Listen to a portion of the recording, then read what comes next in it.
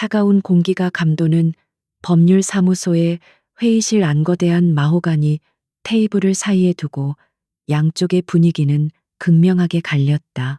한쪽에는 태아그룹의 강지훈과 그의 어머니 박 회장이 변호사를 대동하고 앉아 있었고, 그들의 얼굴에는 지루함과 승리감 어린 오만함이 뒤섞여 있었다.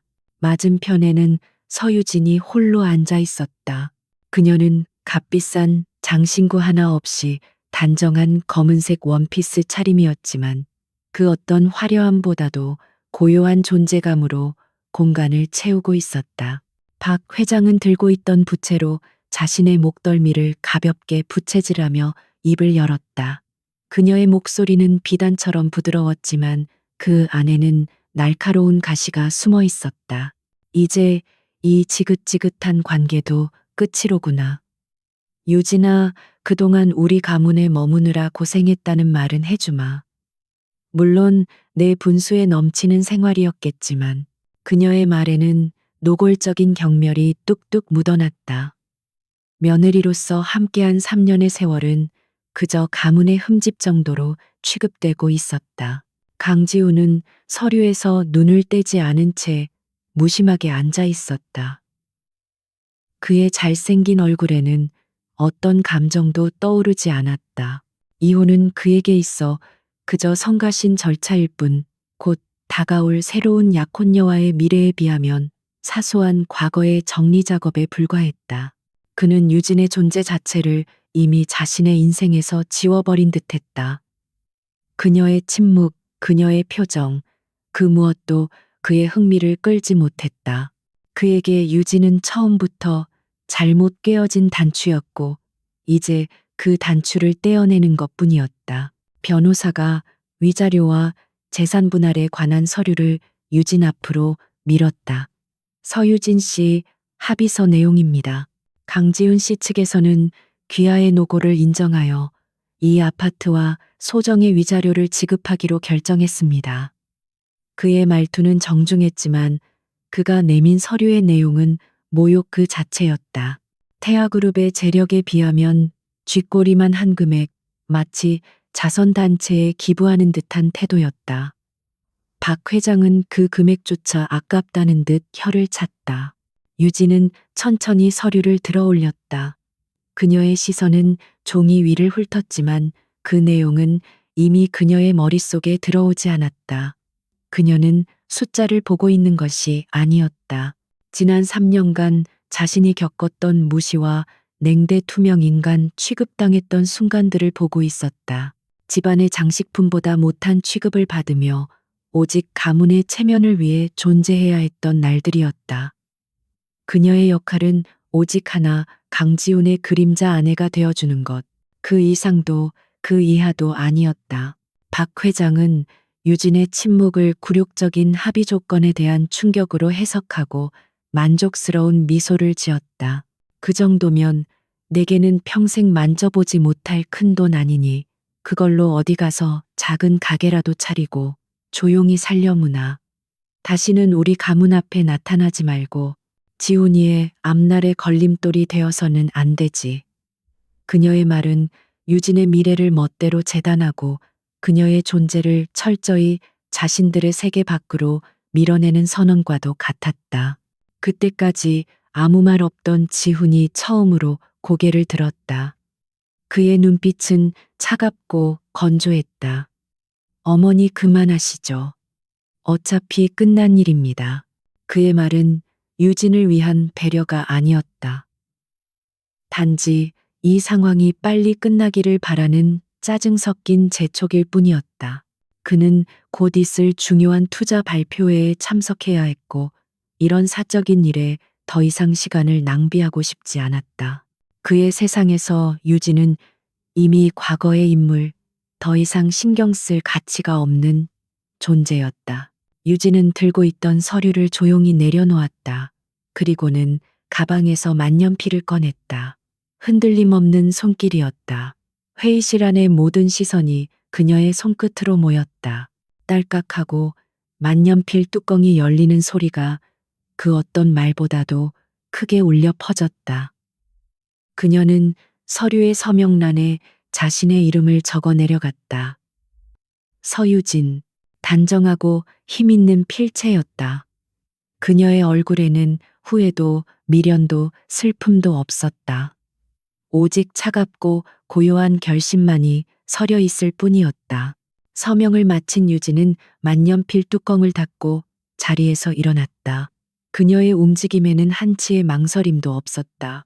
박 회장과 지훈 그리고 변호사들은 그녀의 예상 밖의 담담한 태도에 순간 당황했다. 눈물을 흘리며 매달리거나 최소한 억울함이라도 호소할 줄 알았던 그들의 예상은 완전히 빗나갔다.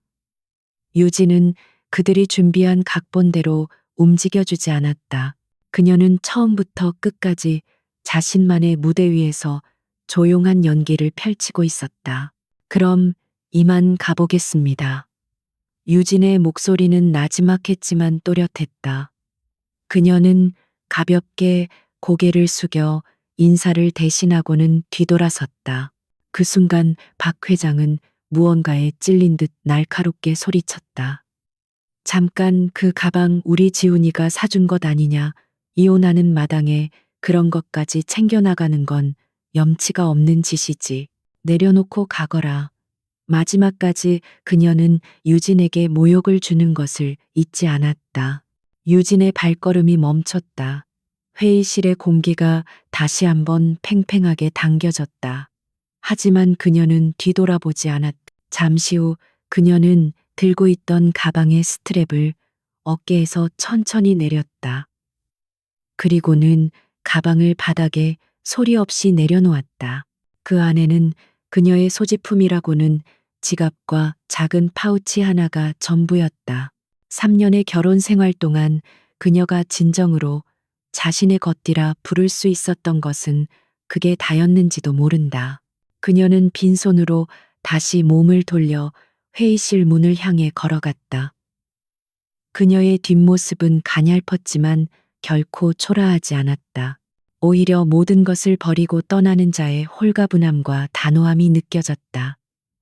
문이 열리고 그녀의 모습이 복도 너머로 사라졌다. 철컥하고 문이 닫히는 소리는 하나의 시대가 끝나고 새로운 시대가 시작됨을 알리는 신호탄과도 같았다. 문이 닫히자 박 회장은 경멸 어린 웃음을 터뜨렸다. 꼴 좋구나. 쟤까짓 게 뭐라고. 처음부터 우리 집안에 어울리지 않는 애였어. 지우는 창밖을 바라보며 넥타이를 살짝 풀었다. 그의 마음속에는 작은 안도감이 피어올랐다. 이제야 모든 것이 제자리를 찾은 것 같았다.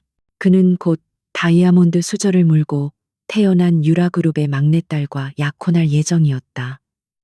태아그룹의 제도약을 위해 반드시 필요한 정략 결혼이었다. 서유진은 그 위대한 계획을 위한 작은 장애물에 불과했다. 변호사가 정중하게 말했다. 회장님, 이제 모든 절차가 마무리되었습니다. 박 회장은 만족스럽게 고개를 끄덕였다. 그녀는 이미 자신의 아들이 곧 아시아를 호령할 경영자가 될 것이며 자신은 태왕태후와 같은 권력을 누리게 될 것이라는 달콤한 상상에 빠져 있었다. 서유진이라는 여자는 그들의 화려한 미래 속에서 아주 작은 얼룩에 불과했고 그 얼룩은 이제 깨끗이 지워졌다고 믿었다. 그들은 자신들이 방금 무엇을 버렸는지 그리고 그 버려진 존재가 앞으로 어떤 폭풍을 몰고 올지 전혀 알지 못했다. 회의실을 나온 유진은 건물의 엘리베이터 앞에 섰다. 그녀의 등 뒤로 태아그룹의 로고가 새겨진 거대한 빌딩이 유리창 너머로 보였다. 그녀는 잠시 그 건물을 응시했다. 무표정하던 그녀의 입가에 아주 희미한 거의 보이지 않을 정도의 미소가 스쳐 지나갔다. 그것은 조소도 슬픔도 아니었다. 모든 것을 끝내고 새로운 사냥을 시작하는 포식자의 미소였다. 엘리베이터 문이 열리고 그녀는 빗속으로 걸어 들어갔다. 강지훈과 그의 가문이 만들어낸 어두운 그림자 속에서 진짜 서유진이 마침내 깨어나는 순간이었다. 그들이 버린 것은 보잘것없는 아내가 아니었다. 그들이 맞서게 될 미래 그 자체였다. 태아그룹 빌딩을 등지고 나온 서유진이 보도블록 위에 멈춰서자 약속이라도 한 듯 검은색 세단 한 대가 소리 없이 그녀의 앞에 멈춰섰다. 뒷좌석 문이 열리고 잘 빠진 수트 차림의 한 남자가 내렸다. 그는 90도로 허리를 숙이며 극도로 정중하게 말했다. 회장님 기다리고 있었습니다.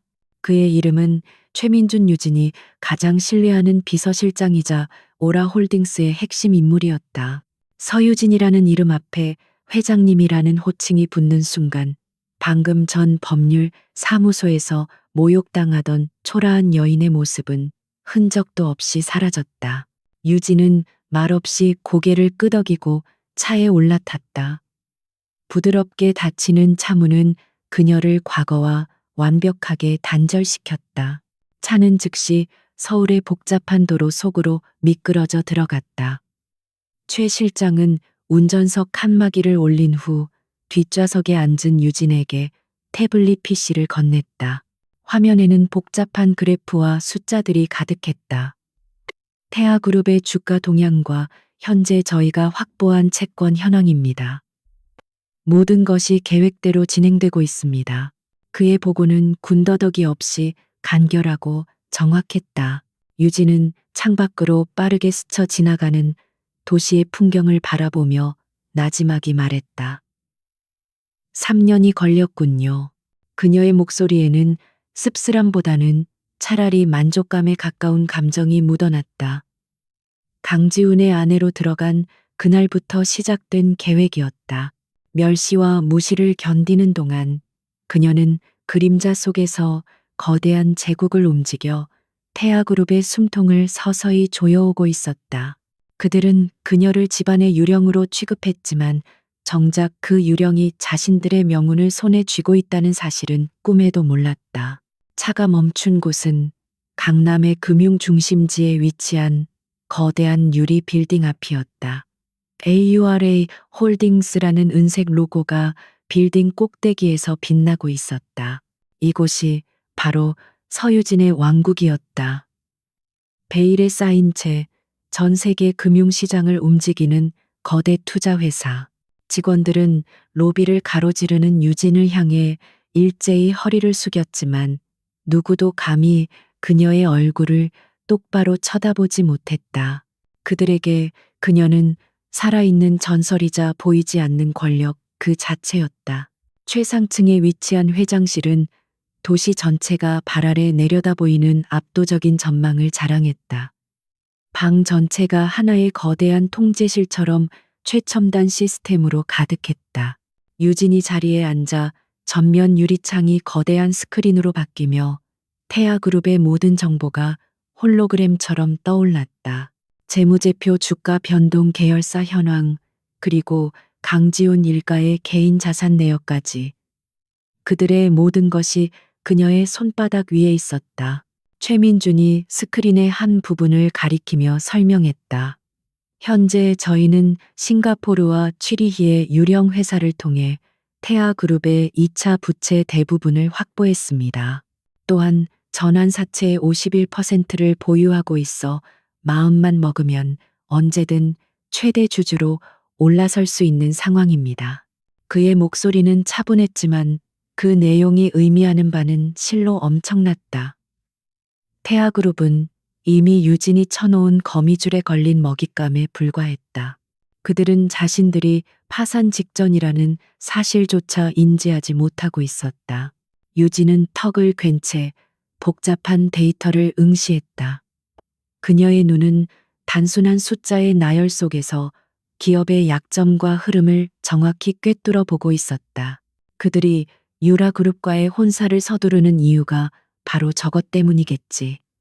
신규 사업 투자금 유치가 아니라 당장 돌아오는 어음을 막기 위한 자금 수혈. 그녀의 분석은 한치의 오차도 없었다. 강지훈과 박 회장은 썩어가는 내부를 감춘 채 화려한 결혼이라는 포장지로 위기를 덮으려 하고 있었다. 강지훈은 어떻습니까? 유진의 질문에 최 실장은 즉시 다른 데이터를 화면에 띄웠다. 최근 몇 년간 공격적인 M&A를 시도했지만 대부분 실패로 돌아갔습니다.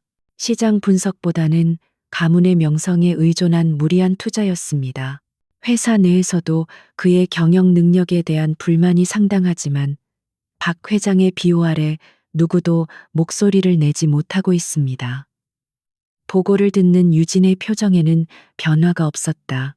이미 예상했던 바였다. 강지우는 유능한 경영자가 아니라 그저 아버지와 할아버지의 후광에 기댄 허수아비에 불과했다. 유진은 잠시 눈을 감았다. 그녀의 머릿속에 지난 3년의 기억이 스쳐 지나갔다. 처음에는 일말의 기대가 있었다. 비록 정략 결혼이었지만 남편이 될 사람과 파트너로서 회사를 함께 이끌어갈 수 있을지도 모른다는 작은 희망. 하지만 강지우는 그녀의 지성과 능력을 알아보려 하지 않았다. 그는 오직 그녀의 보잘것없는 배경만을 보았고 그녀를 자신의 옆자리를 채우는 장식품 이상으로 생각하지 않았다. 박 회장의 모욕은 칼날처럼 그녀의 자존심을 베었지만 정작 그녀를 더 절망시킨 것은 남편의 철저한 무관심이었다. 그 무관심이 그녀 안에 무언가를 깨웠다. 슬픔과 분노는 곧 차가운 이성으로 바뀌었다. 그녀는 더 이상 사랑받는 아내가 되기를 포기했다. 대신 그녀는 그들이 그토록 자랑스러워하는 모든 것을 빼앗을 수 있는 존재가 되기로 결심했다. 복수심 때문만은 아니었다.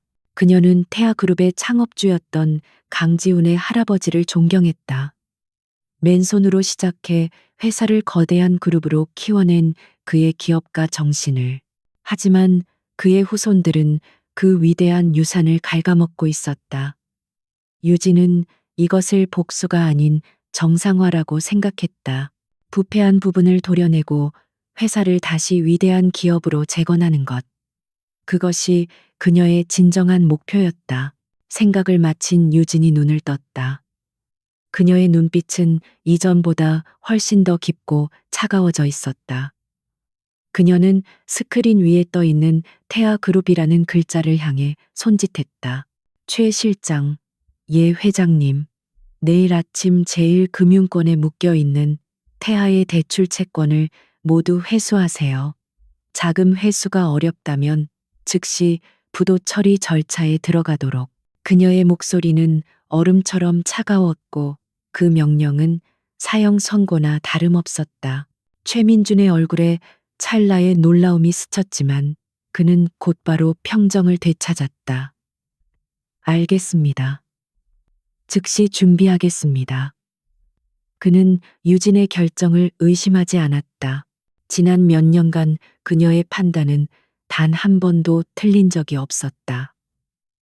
그는 그저 그녀의 가장 날카로운 칼이 되어 그녀가 가리키는 곳을 베면 그만이었다. 유진은 의자 깊숙이 몸을 기댄 채 서울의 야경을 내려다보았다. 수많은 불빛들이 별처럼 반짝이고 있었다. 저 불빛들 중 하나가 바로 태아그룹의 사옥일 것이다. 지금쯤 그곳에서는 강지훈과 그의 가족들이 승리의 축배를 들고 있을지도 모른다. 자신이라는 불순물을 완벽하게 제거했다고 안도하면서. 하지만 그들은 알지 못했다. 내일 아침 해가 뜨는 순간 그들이 서 있는 기반 자체가 송두리째 무너져 내릴 것이라는 사실을. 폭풍은 이미 시작되었다. 그리고 그 폭풍의 눈에는 그림자 속에 있던 진짜 주인 서유진이 앉아 있었다. 다음 날 아침 태아그룹의 이사회 회의실은 축제 분위기였다. 강지우는 유라그룹과의 약혼을 공식적으로 발표하며 두 그룹 간의 시너지를 통해 새로운 시대를 열 것이라고 자신만만하게 선언했다. 임원들은 일제히 박수를 치며 그의 비전에 찬사를 보냈다.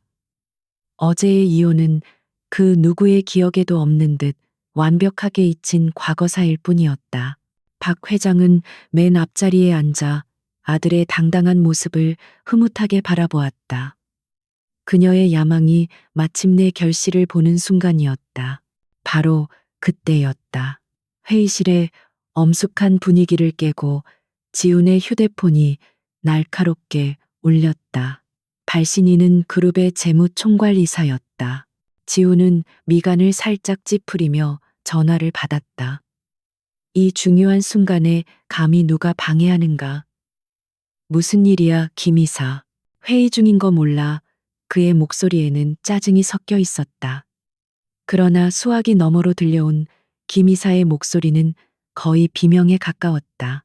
대표님, 큰일 났습니다. 방금 제1금융권 주채권 은행에서 연락이 왔습니다. 저희 그룹의 대출금 전액을 즉시 상환하라고 합니다. 순간 회의실의 공기가 얼어붙었다. 지훈은 무슨 말인지 이해할 수 없다는 듯 되물었다. 그게 무슨 소리야? 만기가 아직 한참 남았잖아. 모르겠습니다. 갑자기 신용등급 재평가를 이유로 들며 24시간 내에 상환하지 않을 경우 모든 자산을 동결하겠다고 합니다. 김 이사의 목소리는 절망으로 떨리고 있었다. 그 금액은 태아그룹의 한 해 유동 자산을 전부 쏟아부어도 모자랄 만큼 막대한 액수였다. 그것은 사실상의 사형 선고였다. 지훈의 얼굴이 하얗게 질렸다. 임원들이 웅성거리기 시작했고 박 회장은 자리에서 벌떡 일어났다. 지훈아, 무슨 일이냐? 지훈은 차마 입이 떨어지지 않았다. 불과 몇 분 전까지만 해도 세상을 다 가진 듯 자신만만했던 그의 모습은 온데간데 없었다. 그는 황급히 회의를 중단시키고 자신의 집무실로 달려갔다. 마치 폭풍의 전조처럼 태아그룹이라는 거대한 배에 첫 번째 균열이 생기기 시작한 것이다. 소문은 주식시장에 즉시 퍼져나갔다. 태아그룹 유동성 위기설. 단 한 줄의 뉴스가 뜨자마자 태아그룹의 주가는 곤두박질치기 시작했다. 개장한 지 1시간도 채 되지 않아 주가는 하한가를 기록했고 매도 주문이 폭주했다. 전화벨이 쉴 새 없이 울리고 직원들은 공황 상태에 빠져 우왕좌왕했다. 평화롭던 제국이 순식간에 아수라장으로 변했다. 강지우는 미친 듯이 전화를 돌리기 시작했다. 평소 형님 동생하며 가깝게 지내던 은행장들과 금융계의 거물들에게였다. 최 행장님 접니다. 강지훈입니다. 갑자기 이게 어떻게 된 겁니까? 그러나 늘 그를 반갑게 맞이하던 최 행장의 목소리는 차갑기 그지없었다.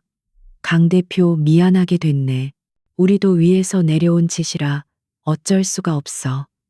이번 일은 우리가 관여할 수 있는 수준이 아니야. 지호는 다른 은행에도 전화를 걸었지만 돌아오는 대답은 모두 똑같았다. 마치 보이지 않는 거대한 벽이 자신을 가로막고 있는 듯한 느낌이었다. 박 회장은 자신의 집무실에서 분노에 찬 목소리로 소리치고 있었다. 대체 누가 감히 우리 태아를 상대로 이런 짓을 벌이는 거야.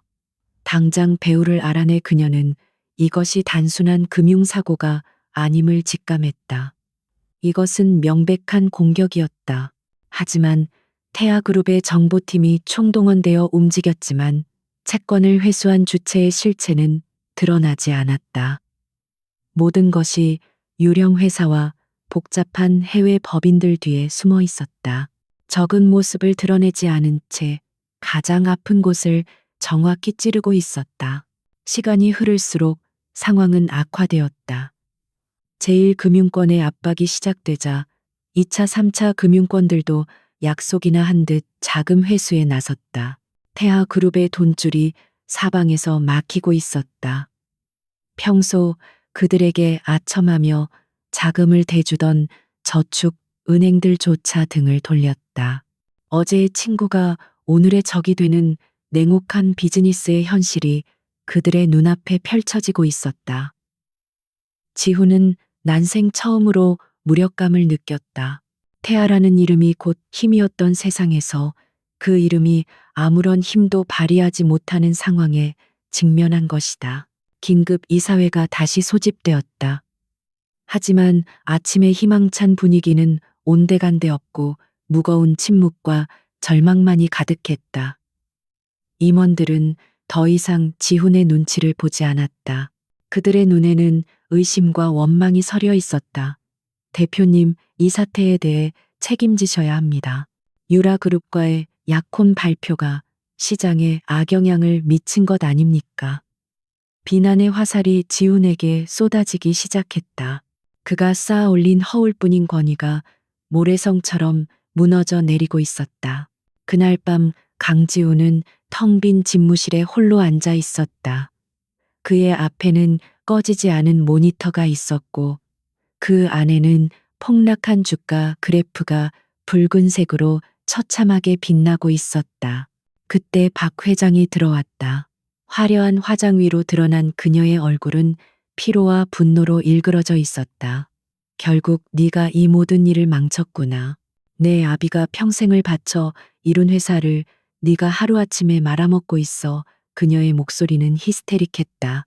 지호는 지친 눈으로 어머니를 바라보았다. 제 탓이 아닙니다. 누군가 의도적으로 저희를 공격하고 있습니다. 변명하지 마라. 네가 조금이라도 유능했다면 이런 일이 생기기 전에 막을 수 있었을 게다. 모자 사이의 대화는 서로에게 상처를 입히는 날카로운 칼날이 되어오고 갔다.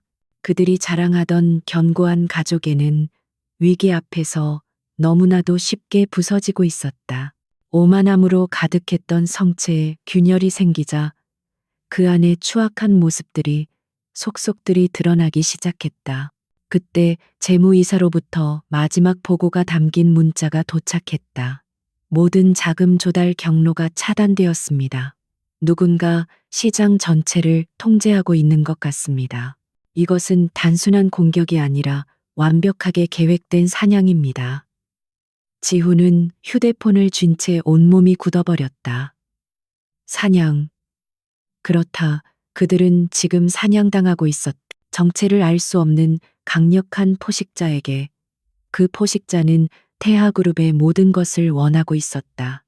지훈의 등줄기로 차가운 식은땀이 흘러내렸다.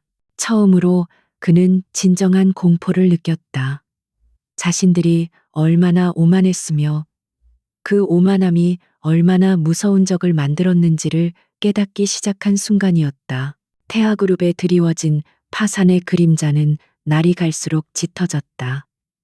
주가는 휴지 조각이 되었고 협력업체들은 등을 돌렸으며 은행은 하루가 멀다 하고 압류 절차를 통보해왔다.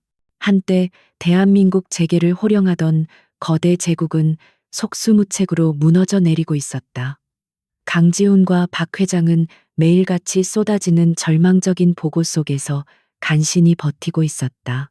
그들이 믿었던 인맥과 권력은 신기루처럼 사라졌고 남은 것은 텅 빈 금고와 실추된 명예뿐이었다.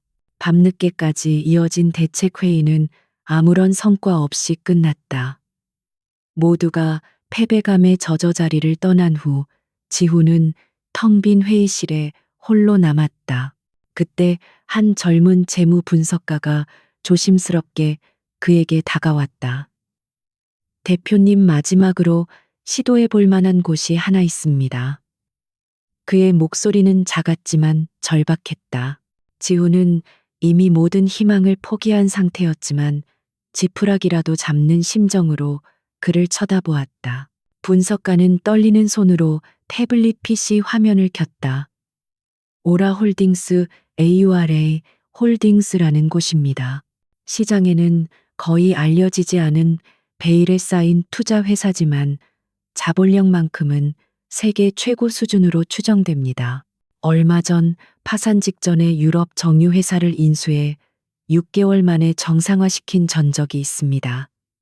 화면에는 AURA라는 단 하나의 단어만 심플하게 새겨진 로고가 떠 있었다. 그 이름에서부터 알 수 없는 위압감이 느껴졌다. 박 회장은 그 제안을 듣자마자 불같이 화를 냈다. 정체도 모르는 외국계 자본에 회사를 팔아넘기라는 말이냐. 차라리 내 손으로 문을 닫고 말지.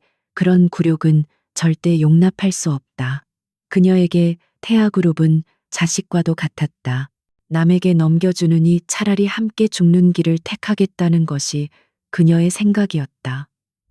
그녀의 자존심은 회사가 무너지는 순간까지도 꺾일 줄을 몰랐다. 하지만 지훈의 생각은 달랐다. 그는 냉혹한 현실을 직시하고 있었다. 어머니, 이제 자존심을 세울 때가 아닙니다.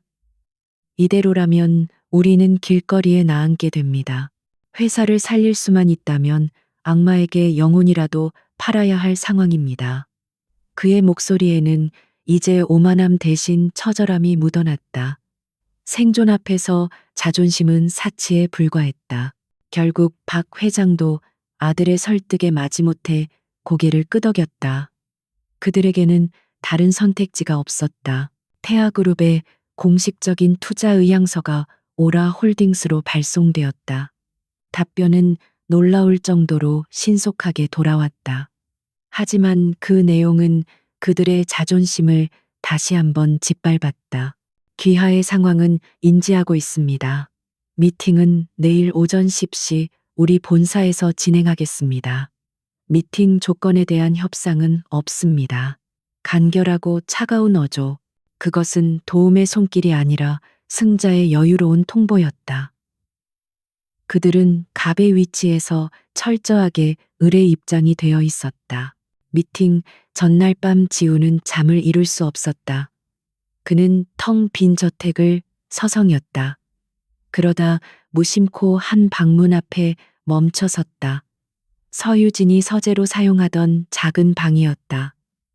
결혼 생활 동안 그녀는 대부분의 시간을 저 방에서 책을 읽으며 보냈다. 지우는 그때의 기억을 떠올렸다. 경제 잡지와 두꺼운 투자 이론서를 읽던 그녀의 모습을 보며 어울리지도 않는 짓을 한다고 속으로 비웃었던 기억이 났다. 문득 아주 사소한 과거의 장면 하나가 그의 뇌리를 스쳤다. 언젠가 그가 인수를 고려하던 한 기업의 재무제표를 거실에 두고 나간 적이 있었다. 다음 날 아침 유진은 무심하게 말했다. 그 회사 부실 채권 비율이 너무 높아요. 인수하면 위험할 거예요. 그는 그녀의 말을 무시했다. 네가 뭘 아느냐는 듯이. 하지만 결국 그녀의 말대로 그 기업은 얼마 지나지 않아 회계 부정 스캔들로 상장 폐지되었다.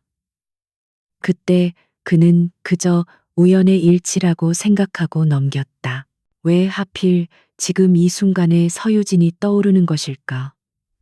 지훈은 알 수 없는 불안감에 휩싸였다.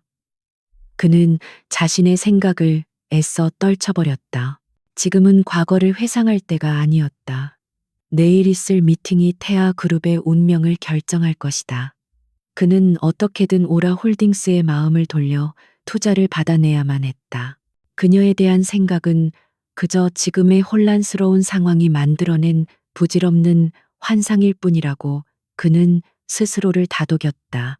다음 날 아침 강지훈과 박 회장은 비장한 표정으로 차에 올랐다. 차는 오라 홀딩스 본사가 위치한 강남의 초고층 빌딩으로 향했다. 빌딩은 마치 하늘을 찌를 듯한 기세로 서 있었고 전체가 푸른 빛이 도는 유리로 덮여 있어 차갑고 이질적인 느낌을 주었다. 그 거대한 건물 앞에 서자 태하그룹이라는 이름이 한없이 작고 초라하게 느껴졌다. 미니멀리즘의 극치를 보여주는 로비는 대리석 바닥에 그들의 구두 소리만 울릴 정도로 고요했다. 안내 데스크의 직원은 그들을 위아래로 훑어볼 뿐 어떤 존중의 기색도 보이지 않았다. 잠시만 기다려 주십시오. 회장님께서 곧 오실 겁니다. 그들이 만나기로 한 것은 실무대표가 아니라 회장 본인이었다. 마지막 희망과 알 수 없는 불안감이 교차하는 순간이었다. 잠시 후 안쪽에서 비서가 나와 그들을 안내했다. 이쪽으로 오시죠. 회장님께서 기다리고 계십니다. 그들은 마른 침을 삼키며 비서의 뒤를 따랐다. 복도의 끝 굳게 닫힌 거대한 문이 그들의 운명을 기다리고 있었다. 비서가 안내한 회의실은 거대하고 텅 비어 있었다. 방의 한쪽 벽면 전체는 통유리로 되어 있어 서울의 전경이 파노라마처럼 펼쳐졌고 그 풍경은 보는 이를 압도했다. 마치 세상의 꼭대기에 서 있는 듯한 착각을 불러일으켰다. 강지훈과 박 회장은 그 거대한 공간과 풍경 앞에 서자 자신들이 얼마나 보잘것없는 존재인지를 새삼 깨달았다. 이곳은 그들이 평생을 군림해온 태아그룹의 회의실과는 차원이 다른 진정한 권력의 심장부였다. 테이블 상석에 놓인 의자는 주인을 기다리며 비어 있었다. 그들은 마치 죄인처럼 테이블 하석에 앉아 불안하게 기다렸다. 똑딱거리는 시계 초침 소리가 그들의 심장 박동처럼 크게 울렸다. 단 몇 분의 기다림이었지만 그들에게는 영원처럼 길게 느껴졌다. 늘 남을 기다리게만 하던 그들이 이제 누군가의 처분을 기다리고 있었다. 그 역할의 반전이 주는 굴욕감은 이루 말할 수 없었다. 마침내 복도 끝에 거대한 이중문이 소리 없이 안으로 열렸다. 열린 문틈으로 환한 빛이 쏟아져 들어오며 한 사람의 실루엣이 나타났다. 역광 때문에 얼굴은 보이지 않았지만 가늘고 긴 몸에서는 분명 여성이었다. 또각또각 대리석 바닥 위로 하이힐 소리가 울려 퍼졌다. 그 소리는 차갑고 단호했으며 듣는 이의 심장을 조이는 듯한 묘한 긴장감을 자아냈다. 실루엣이 점점 가까워지며 마침내 회의실의 조명 아래 그 모습을 드러냈다. 그 순간 강지훈과 박 회장의 시간은 그대로 멈춰버렸다. 그들의 눈앞에 서 있는 사람은 바로 며칠 전 자신들이 헌신짝처럼 내버렸던 서유진이었기 때문이다. 하지만 그녀는 더 이상 과거의 그 유진이 아니었다. 몸에 완벽하게 맞는 짙은 네이비색 파워, 수트 단정하게 올린 머리, 그리고 세상을 다 가진 듯한 차가운 눈빛. 같은 얼굴이었지만 전혀 다른 사람이었다. 서유진. 강지우는 저도 모르게 중얼거렸다. 그의 머릿속은 하얗게 비어버렸다. 눈앞의 광경을 도저히 이해할 수 없었다. 그의 기억 속 유진은 늘 그림자처럼 조용했고 자신들의 세상에 어울리지 못해 쭈뼛거리던 여자였다. 하지만 지금 이 여자는 거대한 금융제국의 심장부에서 모든 것을 지배하는 여왕처럼 서 있었다. 잊고 있던 기억의 파편들이 섬광처럼 그의 뇌리를 스쳐 지나갔다. 경제지를 읽던 그녀의 진지한 눈빛, 기업 인수에 대해 무심코 던졌던 날카로운 한마디, 그 모든 것이 하나의 그림으로 맞춰지며 지훈을 경악하게 했다. 박 회장은 더욱 큰 충격에 빠졌다.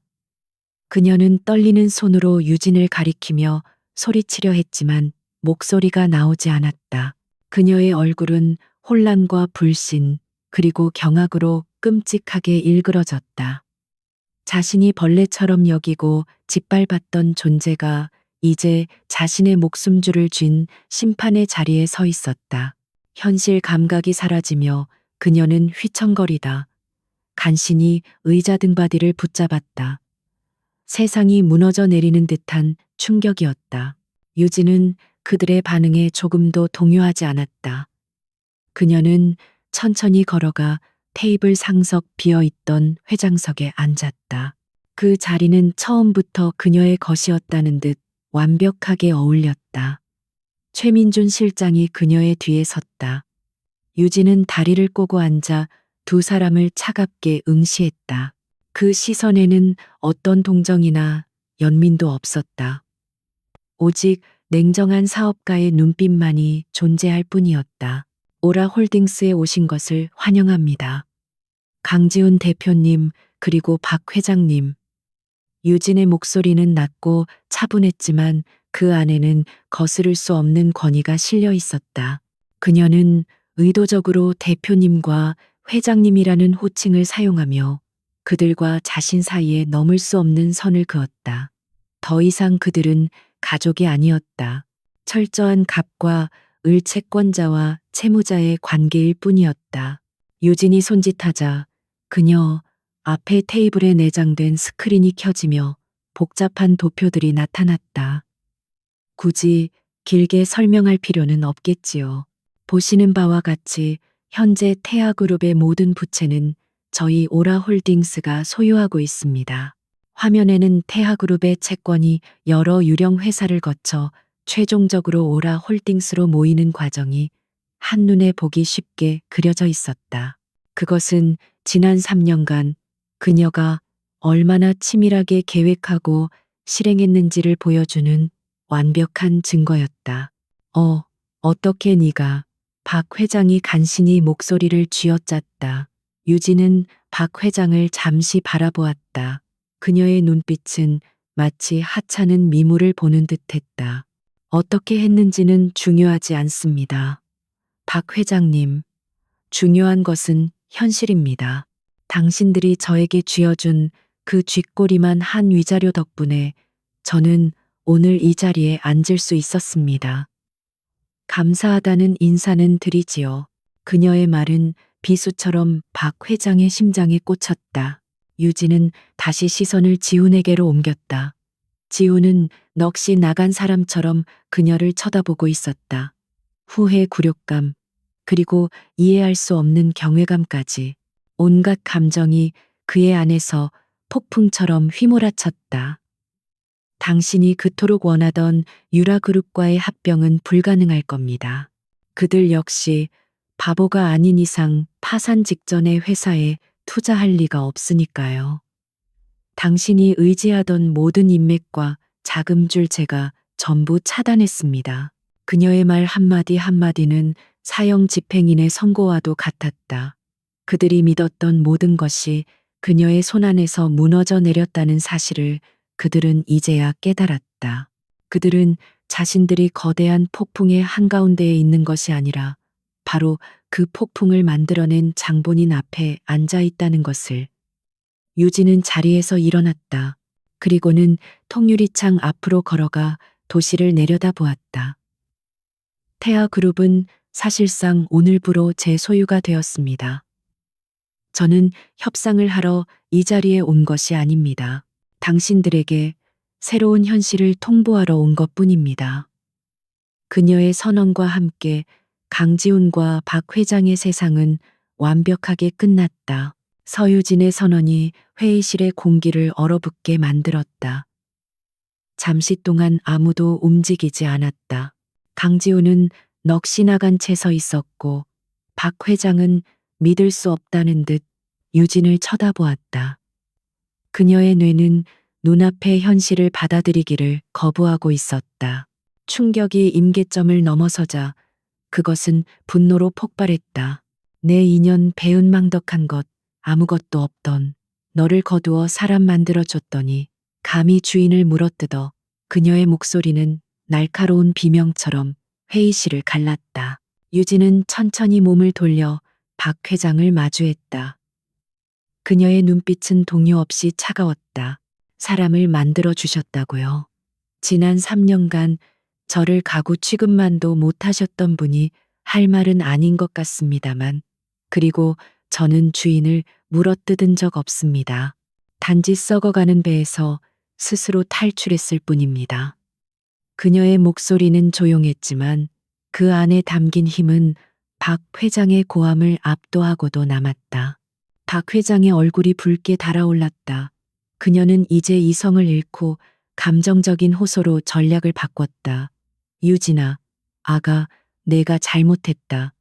내가 너에게 너무 모질게 굴었지. 하지만 그건 다 너를 우리 가문에 어울리는 사람으로 만들고 싶어서 그랬던 거야. 우리 그래도 한때는 가족이었잖니.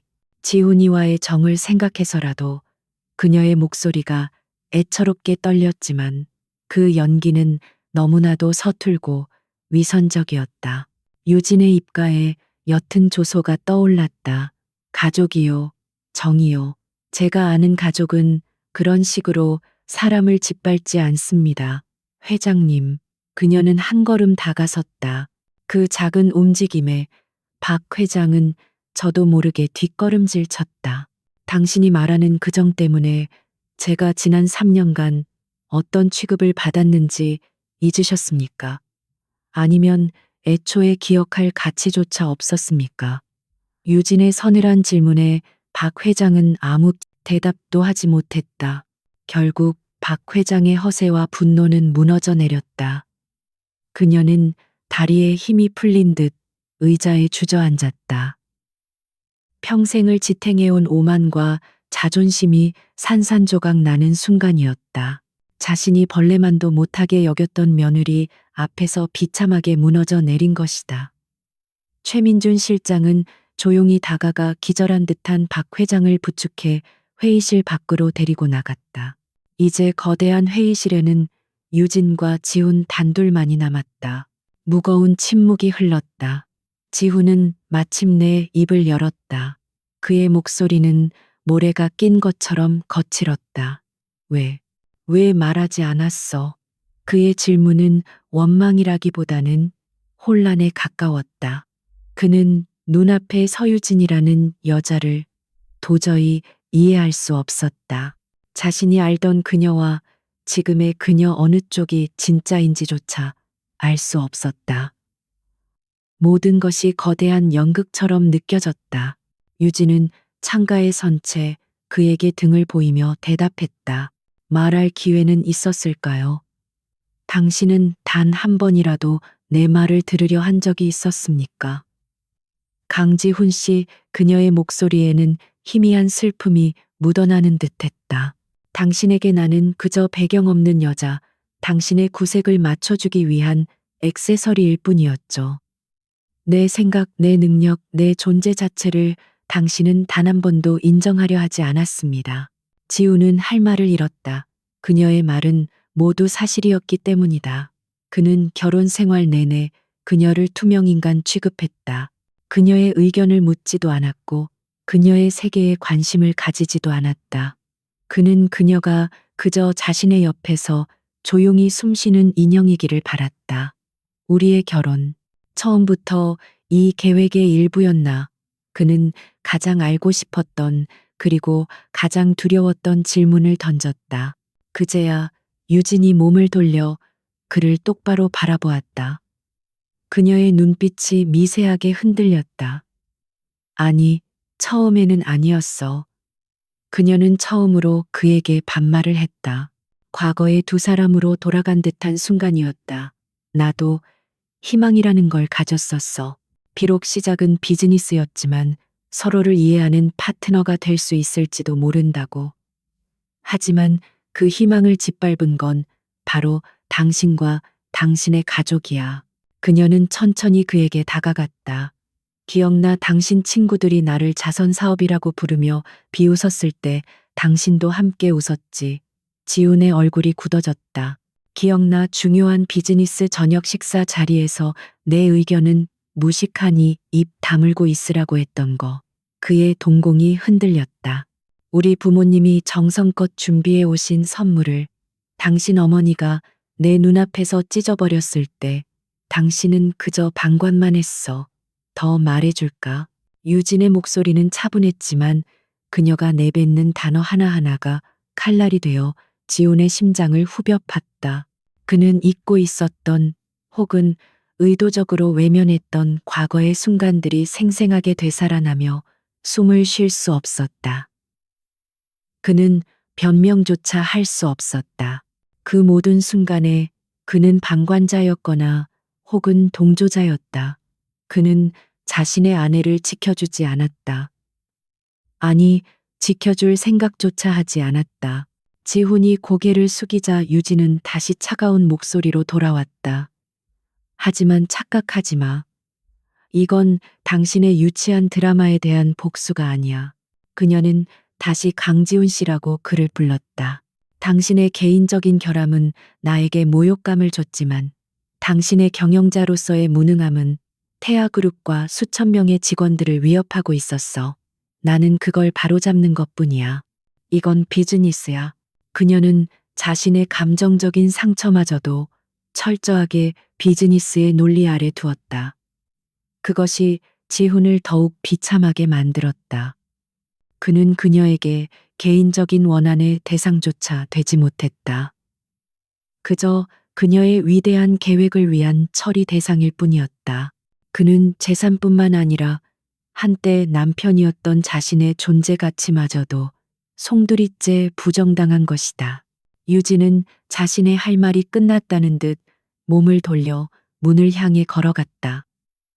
지우는 저도 모르게 그녀의 이름을 불렀다. 서유진. 그의 목소리에는 애원과 후회가 뒤섞여 있었다. 유진은 문 앞에서 잠시 멈췄다. 하지만 뒤돌아보지는 않았다.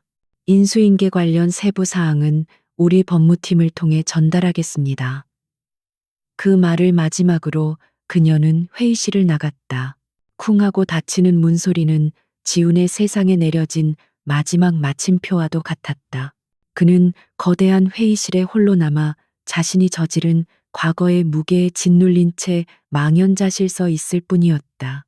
그로부터 며칠 후 태아그룹의 운명을 결정할 마지막 회의가 소집되었다. 장소는 오라 홀딩스의 회의실이 아닌 제3의 법무법인 사무실이었다. 이번에는 감정적인 대립이 아닌 철저하게 법리와 계약에 근거한 절차가 진행될 터였다. 서유진은 최민준 실장과 법무팀을 대동하고 상석에 앉았다. 그녀의 맞은편에는 강지훈이 변호사와 함께 앉아 있었다. 그의 얼굴은 며칠 사이에 반쪽이 되어 있었고 한때 빛나던 눈은 공허하게 꺼져 있었다. 박 회장은 건강상의 이유를 대며 불참했다. 현실을 마주할 용기가 없었기 때문일 것이다. 회의는 최민준 실장의 발표로 시작되었다. 그의 목소리는 감정 없이 건조했고 스크린에는 태아그룹 정상화 방안이라는 제목 아래 조항들이 하나씩 떠올랐다. 그것은 정상화 방안이 아니라 사실상의 항복 문서였다. 첫째, 태아그룹의 부채 상환을 위해 강지훈 대표 일가가 보유한 모든 지분은 저희 오라홀딩스에 양도됩니다. 이는 그룹의 파산을 막기 위한 유일한 방법입니다. 지분 양도는 곧 경영권의 완전한 상실을 의미했다. 강지훈의 변호사가 반발하려 입을 열었다. 이것은 명백한 적대적 인수합병입니다. 법적으로. 하지만 그의 말은 유진의 나지막한 한마디에 의해 가로막혔다. 법적으로요. 현재 태아그룹은 완전 자본 잠식 상태입니다. 당장 내일 파산 신청을 해도 이상하지 않을 회사라는 말입니다. 저희는 협상을 제안하는 것이 아니라 회사를 살릴 마지막 기회를 주는 겁니다. 그녀의 목소리는 조용했지만 그 안에 담긴 힘은 좌중을 압도했다. 변호사는 더 이상 아무 말도 하지 못하고 입을 다물었다. 최 실장은 다음 조항을 발표했다.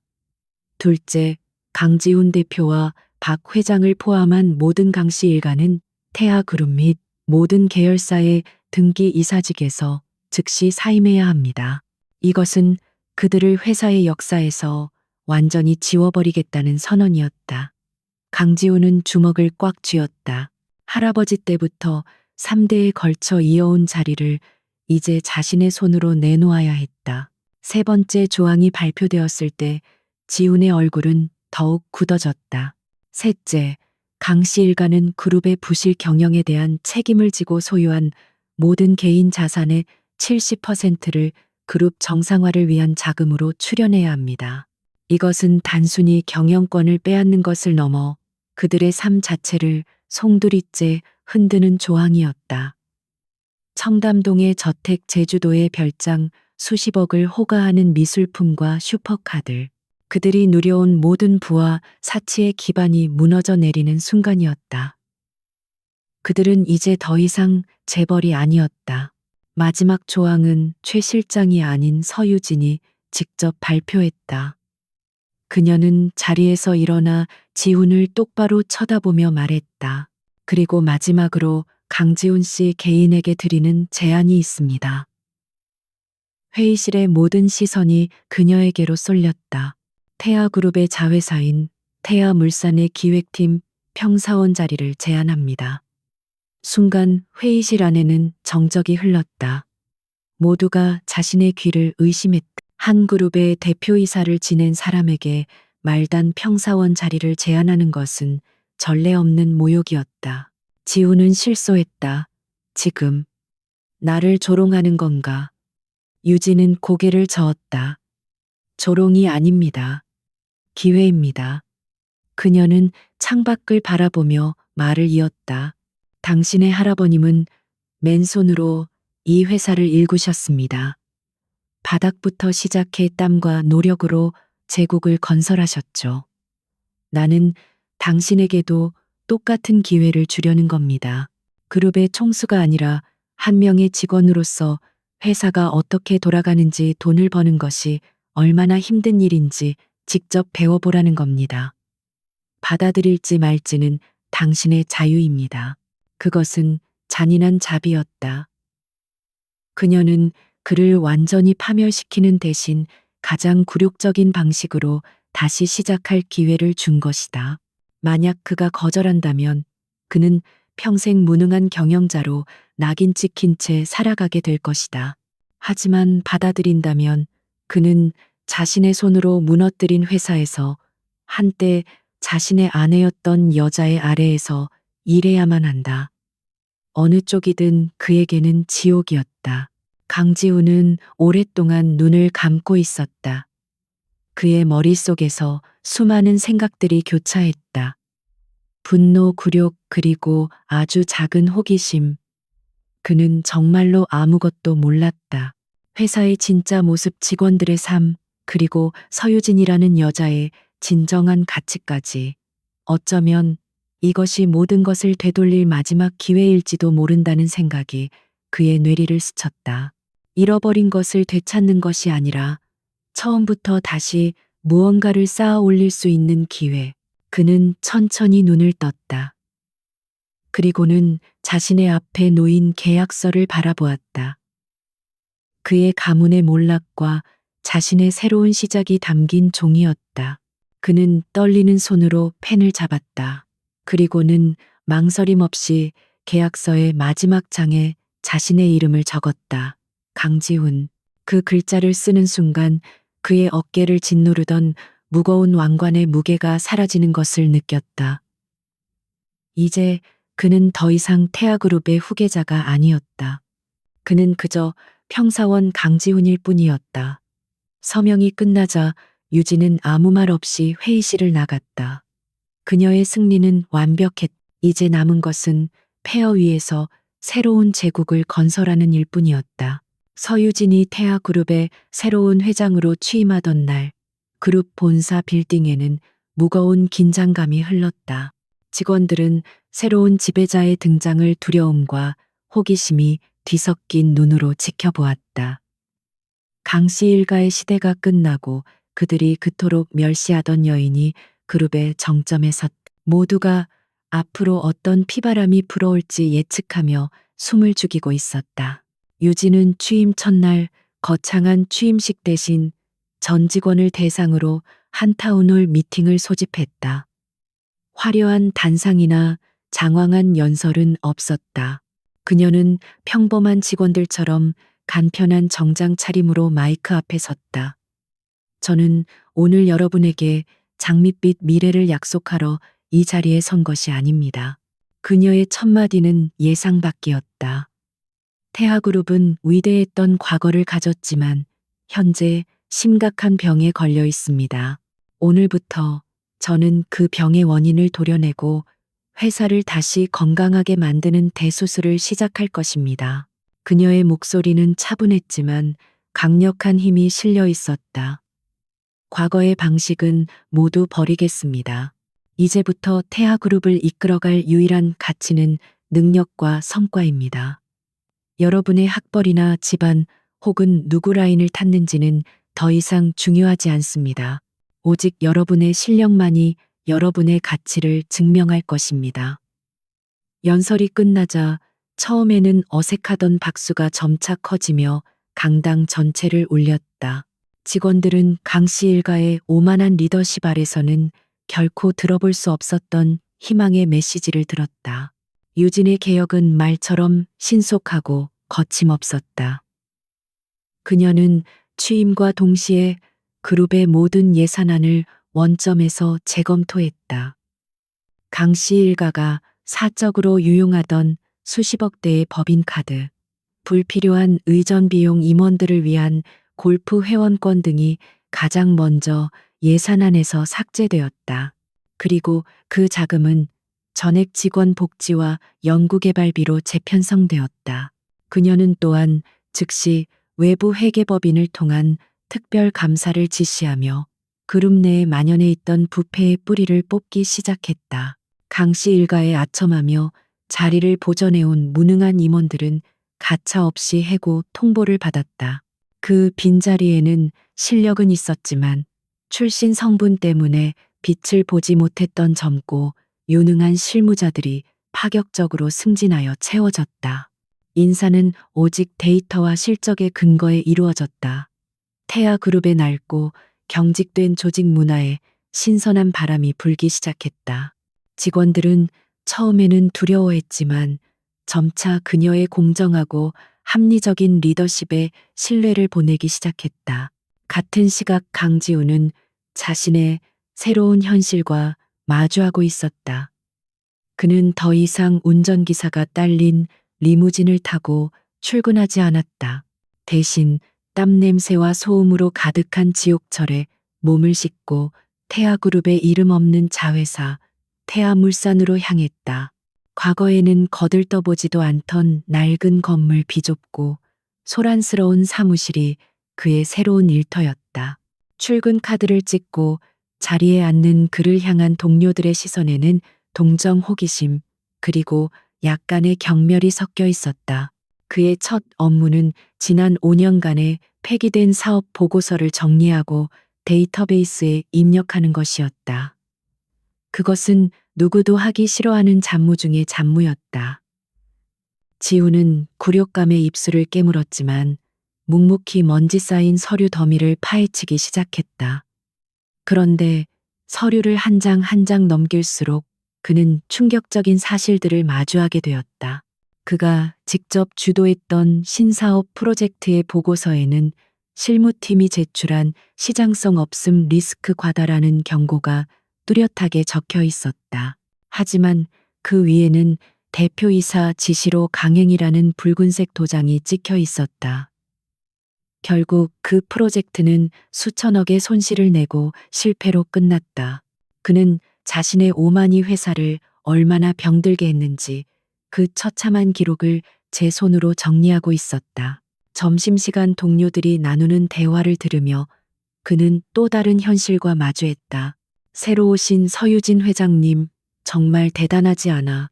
취임하자마자 임원들 골프 회원권 예산으로 사내 어린이집부터 짓겠다고 발표했대. 내 말이. 강 씨 일가가 말아먹은 회사를 저분이 다 살려내고 있는 거야. 진정한 구원투수지. 동료들의 목소리에는 희망과 존경심이 가득했다. 그들이 비난하는 강 씨 일가가 바로 자신이라는 사실에 지우는 밥을 넘길 수가 없었다. 그는 회사를 자신의 소유물이라고 생각했지만 직원들에게 회사는 삶의 터전이었다. 그는 그들의 터전을 망가뜨리고 있었다. 그러던 어느 날 그는 창고 깊숙한 곳에서 낡은 서류철 하나를 발견했다. 그것은 그의 어머니 박 회장이 주도했던 한 해외 자원 개발 사업 관련 문서였다. 문서에는 박 회장이 자신의 친구가 운영하는 유령 회사에 특혜를 주어 계약을 맺었고 그 과정에서 막대한 비자금을 조성한 정황이 고스란히 담겨 있었다. 그리고 그 부실 계약으로 인해 현재 그가 속한 태아물산이 수백억의 부채를 떠안게 되었다는 사실도 알게 되었다. 가족의 부패가 자신의 발밑을 무너뜨리고 있었다는 끔찍한 진실이었다. 그가 충격에 빠져 서류를 쥔 채 멍하니 서 있을 때 그의 낡은 컴퓨터에서 띵 하는 이메일 도착 알림이 울렸다. 발신인은 회장 서유진이었다.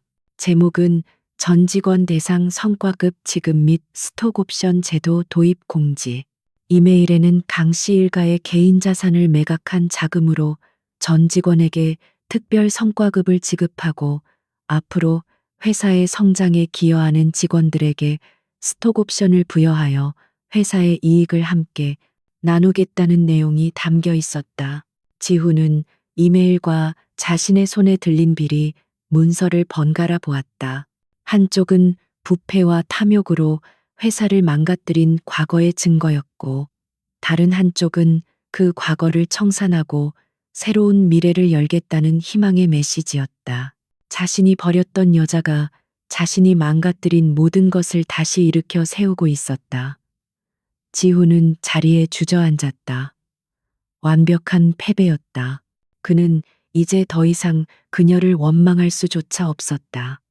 남은 것은 지독한 자기 혐오와 끝을 알 수 없는 참회뿐이었다. 시간이 약이라는 말은 강지훈에게는 해당하지 않았다. 몇 달이 흘렀지만 그의 삶을 짓누르는 후회의 무게는 조금도 가벼워지지 않았다. 그는 이제 태화물산의 평사원이라는 신분에 점차 익숙해져 갔다. 매일 아침 10,000원 지하철에 시달리고 비좁은 책상에 앉아 산더미 같은 서류와 씨름하며 까다로운 상사의 눈치를 보는 것이 그의 새로운 일상이 되었다. 과거에 화려했던 삶은 마치 다른 사람의 인생처럼 아득하게만 느껴졌다. 처음에는 굴욕감과 자기 연민에 시달렸지만 지훈은 점차 변하기 시작했다. 그는 바닥에서부터 회사가 어떻게 움직이는지를 직접 목격했다. 그가 한때 사인 하나로 결정했던 프로젝트들이 현장에서는 수많은 사람의 땀과 노력을 통해 이루어지고 있다는 사실을 깨달았다. 그는 더 이상 불평하지 않았다. 대신 그는 묵묵히 자신의 일을 했다. 잡무라고 생각했던 서류 정리 속에서 그는 회사의 과거와 현재 그리고 문제점들을 발견해냈고 데이터 분석을 통해 새로운 가능성을 엿보기도 했다. 어느 날 그의 팀은 신제품 출시를 위한 마케팅 전략을 수립하는 중이었다. 지훈은 회의 내용을 듣다가 물류 시스템에 심각한 비효율성이 있다는 것을 발견했다. 과거 대표이사 시절의 경험과 현재 바닥에서부터 배운 지식이 결합되자 문제의 핵심이 보였다. 그는 며칠 밤을 새워 과거의 데이터와 현재의 시장 상황을 분석했고 기존 시스템을 완전히 뒤엎는 혁신적인 물류 개선안을 담은 보고서를 작성했다. 하지만 그는 보고서에 자신의 이름을 적을 수 없었다. 강지훈이라는 이름은 이제 무능과 부패의 상징일 뿐 아무도 그의 의견에 귀 기울이지 않을 터였다. 그는 고민 끝에 보고서를 익명으로 기획팀장에게 이메일로 보냈다. 며칠 후 회사 전체 회의에서 그의 보고서가 정식 안건으로 채택되었다. 서유진은 화상회의 화면 너머에서 익명의 직원이 제출한 훌륭한 보고서라며 칭찬을 아끼지 않았고 즉시 TF팀을 꾸려 프로젝트를 추진하라고 지시했다. 지훈은 자기 자리에서 조용히 그 모습을 지켜보았다. 가슴 속에서 아주 작지만 뜨거운 무언가가 피어오르는 것을 느꼈다. 태어나서 처음으로 자신의 능력을 통해 얻어낸 진정한 성취감이었다. 그날 이후 지훈은 더욱 일에 몰두했다. 그리고 일을 하면 할수록 서유진이라는 여자가 얼마나 대단한 경영자인지를 절실히 깨닫게 되었다. 그녀는 강씨 일가가 남긴 부실과 부패를 단 몇 달 만에 정리하고 회사의 체질을 완전히 바꾸어 놓았다. 그녀의 결정은 언제나 데이터에 기반했으며 빠르고 정확했다. 그녀는 직원들의 목소리에 귀를 기울였고 회사의 이익을 공정하게 분배했다. 그녀는 복수심에 불타는 악녀가 아니라 회사를 진심으로 위하는 유능한 리더였다. 지훈은 멀리서나마 그녀를 지켜보며 과거의 자신을 돌아보았다. 그는 그녀의 곁에 있을 때 그녀의 진정한 가치를 전혀 알아보지 못했다. 그녀가 조용히 경제지를 읽을 때 그는 세상 물정 모르는 여자의 허영이라 비웃었다. 그녀가 회사의 문제점에 대해 조심스럽게 의견을 냈을 때 그는 건방지다고 무시했다. 그는 눈뜬장님이었다. 세상에서 가장 빛나는 보석을 손에 쥐고도 그것을 하찮은 돌멩이 취급했던 어리석은 자였다. 후회는 그의 심장을 좀먹는 벌레처럼 자라나 마침내 견딜 수 없는 고통이 되었다. 그는 그녀에게 사과해야만 했다. 용서를 구하기 위해서가 아니었다.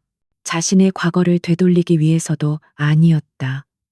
그저 자신이 얼마나 어리석었는지를, 그리고 그녀가 얼마나 대단한 사람이었는지를 이제라도 인정하고 싶었다. 그것이 망가진 자신을 위한 최소한의 예의라고 생각했다. 그는 수소문 끝에 그녀의 퇴근 시간을 알아냈다. 그리고는 몇 시간 동안 오라 홀딩스 빌딩 앞에서 초조하게 그녀를 기다렸다.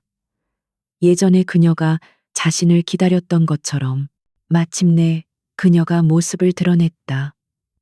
수많은 임원에게 둘러싸여 보고를 받으며 걷는 그녀의 모습은 그가 감히 다가갈 수 없을 만큼 위험이 있었다. 사람들이 흩어지고 그녀가 홀로 차에 오르려는 순간 지우는 용기를 내어 그녀의 앞을 막아섰다. 유진은 잠시 놀란 듯 했지만 곧 평정을 되찾았다. 그녀의 눈빛은 낯선 사람을 보는 듯 차가웠다. 강지훈 씨, 무슨 일입니까?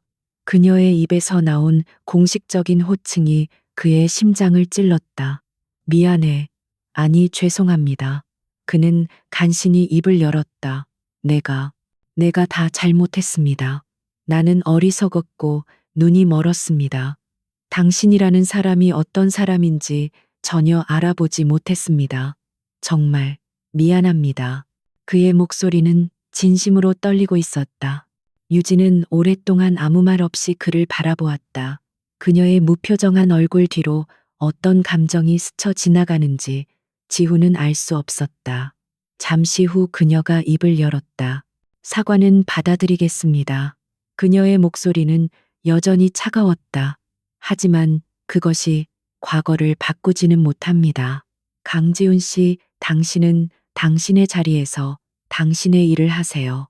그것이 당신이 할 수 있는 유일한 속죄의 방법입니다. 그녀는 말을 마친 후 더 이상 그에게 눈길을 주지 않고 차에 올라탔다. 차는 미끄러지듯 그의 곁을 떠나 어둠 속으로 사라졌다. 지호는 홀로 길 위에 서서 그녀의 차가 남긴 붉은 미등이 완전히 사라질 때까지 멍하니 바라보았다. 그녀의 거절은 그 어떤 비난보다도 더 아팠다. 그녀는 그에게 분노조차 느끼지 않았다. 그는 더 이상 그녀의 삶에 어떤 영향도 미치지 못하는 완벽한 과거의 사람이 되어 있었다. 그가 진정으로 잃어버린 것은 회사가 아니라 바로 그녀였다는 사실을 그는 이제야 뼈저리게 깨달았다. 후회의 씨앗은 그의 마음속에서 고통스러운 꽃을 피웠고 그 꽃은 평생 시들지 않을 터였다. 2년이라는 시간이 흘렀다. 한때 파산 직전까지 몰렸던 태하그룹은 대한민국 경제계에서 가장 주목받는 기업으로 화려하게 부활했다. 서유진 회장의 지휘 아래 태하그룹은 낡고 부패한 과거를 청산하고 기술 혁신과 투명 경영을 앞세운 미래지향적인 기업으로 재탄생했다. 그녀가 취임 직후 과감하게 투자했던 친환경 에너지 사업은 이제 그룹의 핵심 성장 동력이 되어 주가를 연일 최고치로 경신시켰다. 언론은 베일에 쌓여있던 여성 리더의 등장과 그녀가 이룬 기적에 대해 연일 찬사를 쏟아냈다. 강씨 일가의 시대는 사람들의 기억 속에서 희미해졌다. 박 회장은 경기도 외곽의 작은 저택에서 외부와의 연락을 끊은 채 조용히 살고 있었다. 그녀의 유일한 낙은 정원을 가꾸는 일이었다. 가끔 텔레비전에서 태아그룹의 성공에 대해 보도하는 뉴스가 나오면 그녀는 씁쓸한 표정으로 채널을 돌리곤 했다. 그녀가 평생을 바쳐 지키려 했던 제국은 아이러니하게도 그녀가 내쫓았던 며느리의 손에서 더욱 위대하게 빛나고 있었다. 강지훈의 삶에도 많은 변화가 있었다. 그는 더 이상 태아물산의 평사원이 아니었다. 지난 2년간 그는 누구보다 성실하게 일했다. 바닥부터 시작한 경험은 그를 오만했던 과거와 완전히 다른 사람으로 만들었다. 그는 현장의 목소리에 귀를 기울였고 데이터를 통해 문제의 본질을 파악하는 법을 배웠다. 그가 익명으로 제출했던 물류 개선안은 회사에 막대한 이익을 가져다 주었고 그 성과를 인정받아 그는 대리로 그리고 마침내 기획팀 과장으로 승진했다. 이제 동료들은 그를 더 이상 낙하산 전직 대표가 아닌 유능하고 겸손한 강 과장으로 인정하고 존중했다. 어느 날 태아그룹의 신재생 에너지 연구소 준공식이 열렸다. 그 프로젝트는 지훈이 속한 기획팀이 핵심적인 역할을 맡아 성공적으로 이끈 사업이었다. 행사장에는 그룹의 회장인 서유진도 참석했다. 수많은 기자들의 플래시 세례를 받으며 연단에 선 그녀의 모습은 그 어느 때보다 당당하고 빛났다. 지훈은 행사장 한쪽 구석에서 동료들과 함께 그 모습을 조용히 지켜보았다. 그의 마음속에는 더 이상 과거의 미련이나 질투는 남아있지 않았다. 오직 저 위대한 리더의 일원이라는 작은 자부심만이 존재할 뿐이었다. 준공식이 끝나고 유진은 연구소 시설을 둘러보고 있었다. 복도를 지나던 그녀의 발걸음이 한 프로젝트 설명 패널 앞에서 멈췄다. 그리고 그 패널의 책임자로서 브리핑을 준비하던 강지훈과 눈이 마주쳤다. 둘 사이에는 어색하지만 무겁지 않은 침묵이 잠시 흘렀다.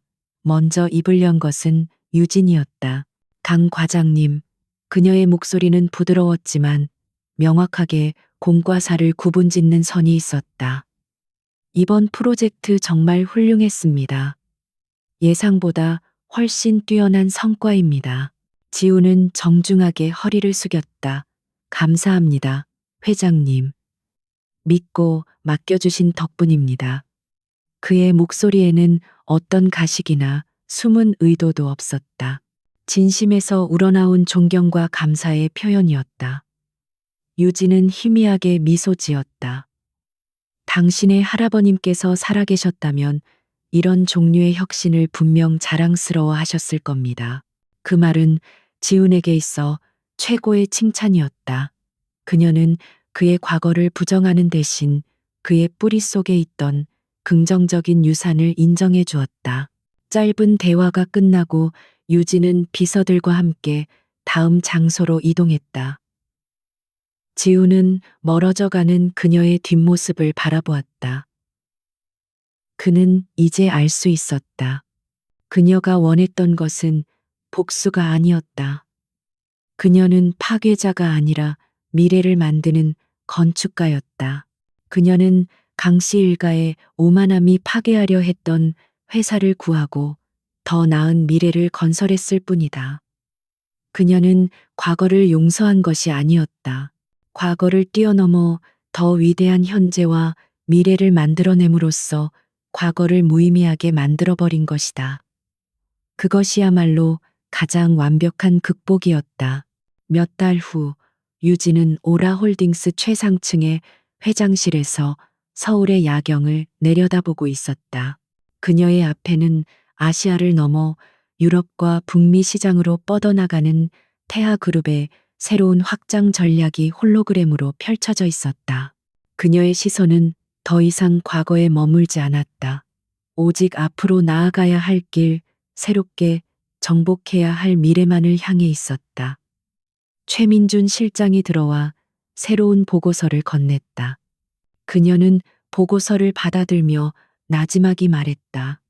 다음 단계 준비하세요. 그녀는 더 이상 누군가의 아내도 며느리도 아니었다. 그녀는 자신의 운명을 스스로 개척하고 세상의 미래를 설계하는 건축가 서유진이었다. 과거의 그늘에서 완전히 벗어난 그녀는 홀로 서 있었지만 결코 외롭지 않았다. 그녀 자신이 바로 빛나는 태양이었기 때문이다. 도시의 불빛들이 그녀의 발 아래 보석처럼 흩어져 있었고 그녀의 이야기는 이제 막 새로운 장을 시작하고 있었다.